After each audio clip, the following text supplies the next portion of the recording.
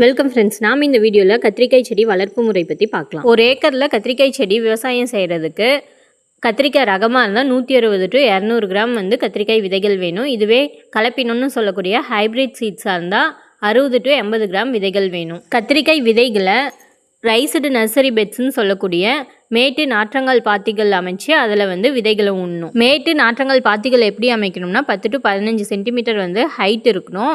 1 to 1.2 metre அகலம் இருக்கணும். இந்த மேட்டு பாத்தியில் ஒவ்வொரு விதையாக உண்ணும். ஒரு விதைக்கு இன்னொரு விதைக்கும் நடுவில் 5 to 7 சென்டிமீட்டர் இடைவெளி விடணும்.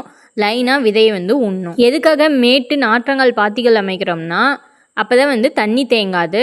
டேம்பிங் ஆஃப்னு சொல்லக்கூடிய கத்திரிக்காய் நாற்றில் வேரலுகள் நோய் வராமல் தடுக்கிறதுக்காக தான் மேட்டு பாத்திகள் அமைக்கிறோம். விதை விதைச்சதுலேருந்து 6 to 10 நாளுக்குள்ளே விதைகள் முளைக்க ஆரம்பிச்சிடும். 30 to 35 நாள் ஆன நாற்றுகளை வயலில் நடலாம். வயலில் 2 to 3 முறை நல்லா மண்ணை உழுதுட்டு ரிட்ஜஸ் அண்டு ஃபரோன்னு சொல்லக்கூடிய மேடு பள்ளங்கள் அமைச்சு அந்த மேட்டில் செடியை நடணும்.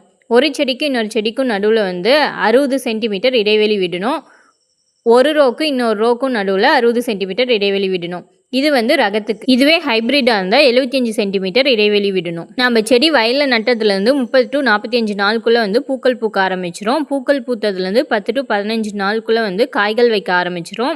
55 to 75 நாளுக்குள்ளே நம்ம காய்களை முதல் முறை அறுவடை செய்யலாம். ஒவ்வொரு 4 to 5 நாளுக்கு ஒரு முறை நம்ம காய்களை அறுவடை செஞ்சிட்டே இருக்கலாம். 4 முதல் 5 மாதம் வரைக்கும். ஒரு செடியிலேருந்து தோராயமாக 1.5 to 3 கிலோ வரைக்கும் நம்ம கத்திரிக்காய் பறிக்கலாம்.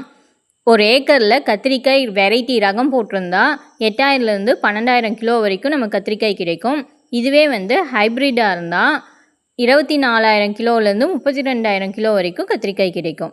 கத்திரிக்காய் செடியோட வாழ்நாள் 6 to 8 மாதம். அது ரகம் ஹைப்ரிட்டை பொறுத்து மாறும். நன்றி.